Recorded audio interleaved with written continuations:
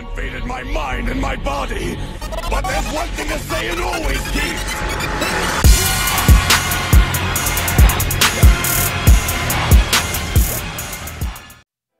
Hey, what is going on, guys? DBZZim here, coming at you with a new video, and today we're going to be talking about Dragon Ball Super Episode 2. But if you haven't seen it yet, don't watch this video, there's going to be spoilers. If you want to see it, I'll link the video in the description with the subtitles. But leave a like before you go, because you probably aren't coming back, are you? Anyways, this episode gave us a lot of information, and it was awesome. Just as amazing as the first. The animations were awesome. The sounds were awesome. Everything just looked great. Nice, clean. First thing we see here is Goku gives Chi-Chi the 100 million Zeni, and she finally lets him go off to King Kai's planet to train. You see him chowing down on King Kai's planet here. First thing he does when he shows up is make King Kai crash his beautiful car. The only thing he does on his planet is drive that car. And then he starts eating. Classic Goku. Basically, Goku's back to his training. Chi-Chi's got her money, so everything's going well over there. Meanwhile, Vegeta, Bulma, and Trunks are about to go on a little family adventure. Vegeta, for some reason, being the badass he is riding on top of the ship while Bulma and Trunks are on the inside. And she decides to take him through the sea, through the clouds, through the jungle. But Vegeta still doesn't give a fuck, like he never does. Basically, just we're connecting with the characters of the show again. I think that's what they're trying to show us here. Same old Vegeta, same old Goku. Here is a line Bulma says. She says, "I don't know what it is, but ever since you fought Boo, something in you has changed." By the way, the subtitles are great. Everything was very easy to understand, made perfect sense. So that's good.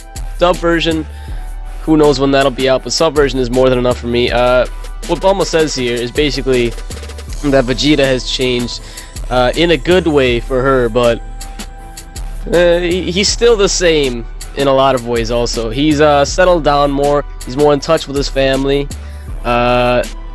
more caring, I guess you could say. He gives a little bit of a fuck now, we'll say that. You see, I mean, in these pictures you can see all the families having fun. Vegeta still kind of doesn't give a fuck, but he's there for once. Usually he's not there, but now he's actually there not caring. Usually he's somewhere else not caring. You can see here, Vegeta, the family's terrified. Trunks is happy, Vegeta doesn't give a fuck. You can see here, Trunks is happy, Bulma is slightly amused, Vegeta doesn't give a fuck. And this part was really funny. This really showed Vegeta's tipping point here. Well, almost his breaking point. They were having some food. Vegeta reaches for the octopus, pulls at one of the tentacles, and gets inked on the face. You can see here, and also in the show, everything was shaking. Glasses and plates were cracking around him. The window was cracking because of his anger. Was just building up that much. He's still just as powerful, still just as angry, just cares a little bit more. And his family calms him down to get out of there. But there's only so much Vegeta can take at this little concert event or whatever. He's had enough of everyone's bullshit. He powers up and flies out of the bitch. And then he goes back to his training, and he finally admits in this episode, I've given up. Well, he doesn't say I've given up. He says, I accept the fact that Goku is the strongest Saiyan. But then he says, you know, again, classic Vegeta, I will surpass him. I'm not going to say second for too long. He always wants to be the best. He always wants to surpass Goku. But is it ever going to happen? Who knows? Over here, one of the very important slides here is Beerus. He was trying to get the name of the person he saw in his dream. He finally woke up from his slumber. I forget how many, I think it was 30 years he woke up from.